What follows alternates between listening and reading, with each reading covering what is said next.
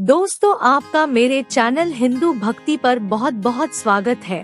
अगर आप मेरे चैनल पर नए हैं तो कृपया चैनल को सब्सक्राइब जरूर कर दें और अगर वीडियो अच्छा लगे तो कृपया लाइक, कमेंट और शेयर जरूर करें। दोस्तों, जैसा कि आप सभी जानते हैं कि हमारे पौराणिक ऋषि मुनि बहुत ही ज्ञानी और तपस्वी हुआ करते थे। उनके लिए किसी व्यक्ति को उत्पन्न करना भी उनकी विद्या का मात्र छोटा सा हिस्सा होता था। आज हम बात करेंगे ऋषि श्रृंगी की, जो भगवान राम की बहन के पति थे। उनके विचित्र जन्म के बारे में जानेंगे कि कैसे उनका जन्म हिरनी के गर्भ से हुआ। प्रिय दोस्तों, वीडियो में आगे बढ़ने से पहले अगर आप भगवान श्री कृष्ण जी के परम भक्त हैं, तो कमेंट में जय श्री कृष्णा जरूर लिखें। दोस्तों, एक बार महर्षि ने युधिष्ठिर को श्रृंगी ऋषि की कथा बताते हुए कहा, श्रृंगी ऋषि का जन्म एक हिरणी के गर्भगृह से हुआ था। दोस्तों, ये कहानी बड़ी ही रोमांचक है। ये कहानी बिल्कुल सत्य और पौराणिक कथाओं पर आधारित है। श्रृंगी ऋषि के पिता ऋषि विभांडक थे।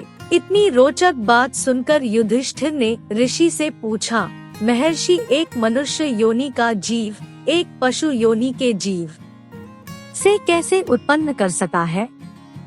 ये ना तो धर्म संबंध है और ना ही व्यवहार संबंध, तो फिर एक हिरनी के गर्भगृह से एक बच्चे की प्राप्ति कैसे हो सकती है? और इस प्राकृतिक साधन से जन्म हुआ बच्चा एक महान ऋषि कैसे हो सकता है? कृपया करके मुझे इस बात को विस्तार पूर्वक समझाएं। तब ऋषि ने सारी कथा विस्तार पूर्वक युधिष्ठिर को बताई।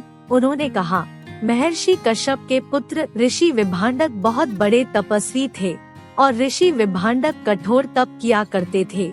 उनकी तपस्या इतनी कठिन थी कि उनके जैसी तपस्या करने वाला इस संसार में कोई नहीं था। अपनी तपस्या के प्रभाव से प्रजाति प्रमाण के समान वैदिक प्रमाण होते थे। उन्होंने अपने वीर्य को उभोग रखते हुए इस तपस्या को प्रारंभ किया था और लगातार बनाए रखा था। उनके तेज से देवताओं को जलन उत्पन्न हो गई। सभी देवता उनके भयंकर तेज को अपने आगे बर्दाश्त नहीं कर पा रहे थे। इसलिए उन्होंने इंद्रदेव से इसके लिए याचना की कि महर्षि विभांडक के तप को खंडित किया जाए। इंद्र हमेशा इस बात से भयभीत ही रहा करते थे कि कोई कठोर तपस्या करके इंद्र पद ही प्राप्त न कर ले। देखते ही देखते इंद्रदेव देवताओं की बातों में आ गए और इंद्रदेव ने महर्षि विभांडक की तपस्या भंग करने के लिए स्वर्ग की सबसे सुंदर अप्सरा उर्वशी को बाकी अप्सराओं के साथ पृथ्वी लोक पर भेजा। जब महर्षि विभांडक सुबह सुबह स्नान करने के लिए सरोवर की तरफ गए, तभी देवराज इंद्र के द्वारा भेजी गई सभी अप्सराएं कामुक अंदाज में सरोवर की तरफ आई और सरोवर में स्नान कर रहे ऋषि विभांडक को लुभाने लगी। इतनी सुंदर अप्सराओं को देखकर धीरे धीरे ऋषि विभांडक में तीव्र कामवासना जाग उठी, जिसके कारण उनका वीर्यपात पानी के अंदर हो गया। पानी के अंदर वीर्य गिर जाने के कारण ऋषि विभांडक की वर्षों की तपस्या भंग हो गई। ऋषि का वीर्यपात होते ही उर्वशी तुरंत वापस स्वर्ग लोक चली गई। उसके बाद ऋषि विभांडक को बहुत पश्चाताप हुआ और वो पछताते हुए अपने आश्रम में चले गए। दोस्तों, थोड़ी देर के बाद एक प्यासी हिरनी सरोवर के पास आकर पानी पीने लगी। वो पानी पीने के साथ साथ पानी में गिरा ऋषि का वीर्य भी पी जाती है। दोस्तों, ऋषि का वीर्य पीने के कारण हिरनी गर्भधारण कर लेती है, जिसके कारण हिरनी ने कुछ दिनों के बाद एक बच्चे को जन्म दिया, जिसके मस्तक पर एक सींग था। मस्तक पर सींग होने के कारण उनका नाम श्रृंगी पड़ा। आगे चलकर वही महान श्रृंगी ऋषि हुए। दोस्तों, युधिष्ठिर ने इतना सुनने के बाद कहा, महर्षि, एक बात बताइए कि पानी के साथ वीर्य को पी लेने से हिरनी को गर्भ कैसे ठहर सकता है? ये प्राकृतिक रूप से कैसे संभव है? तब महर्षि बताते हैं कि वो हिरनी कोई मामूली हिरनी नहीं थी, बल्कि अपने पूर्व जन्म में एक देव कन्या थी। उसे श्राप मिला हुआ था कि तुम्हें हिरनी के रूप में गर्भगृह प्राप्त होगा।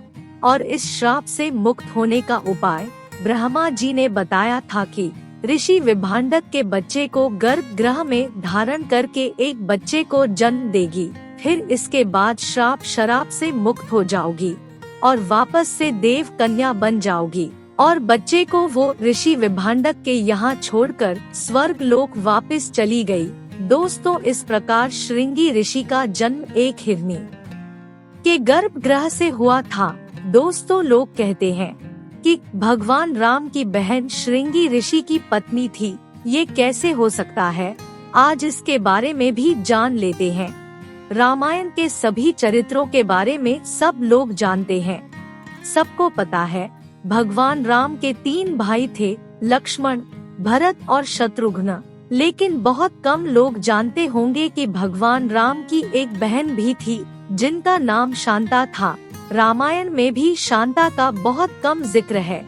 शांता इन चारों भाइयों की बड़ी बहन थी। शांता का जिक्र रामायण में भी है। वो राजा दशरथ और कौशल्या की बेटी थी। शांता की शादी ऋषि श्रृंगी से हुई थी। शांता और ऋषि संगी के वंशज सेंगर राजपूत है, जिन्हें एकमात्र ऋषि वंश के राजपूत कहा जाता है। शांता महाराज दशरथ और कौशल्या की बेटी थी, जिन्हें अंग देश के राजा रोमपद और कौशल्या की बड़ी बहन वर्षिणी ने गोद लिया गया था।